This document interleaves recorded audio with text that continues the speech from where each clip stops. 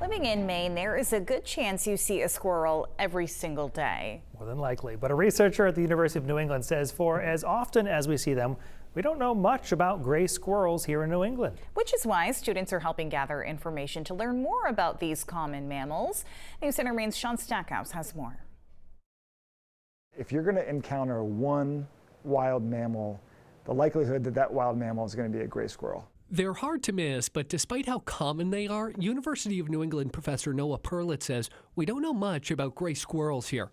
But he and this group of students are changing that. I wanted to start a project where students could walk out of this building and use techniques in the field where they could learn them quickly, and they're the same type of techniques that a professional wildlife biologist or a graduate student would be using. And that's what this group is doing Monday afternoon. Collecting data is part of Project Squirrel. I don't know how many other people, besides the ones here, can say that they've pierced a squirrel's ear. Now give them a little earring. Not an earring for fashion, but to help track them. Students help capture squirrels, track their physical features, and then equip them with ear tags and radio collars before releasing them back outside.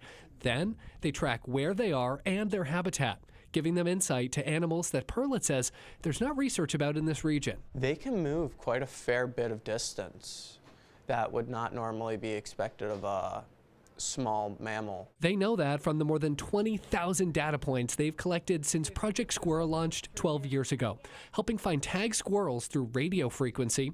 Through this research, they found gray squirrels have a home range up to 70 acres, when it was believed they only used about 1 or 2. All helping students from various backgrounds, like Nate Carrier, a senior studying oceanography, gain skills he can apply to his own field. Have the telemetry experience and stuff like that, because telemetry is something that's used in ocean research as well. In Biddeford, Sean Stackhouse, News Center, Maine. And the professor estimates they have tagged about 150 different squirrels in the area since they started that program. Pretty impressive.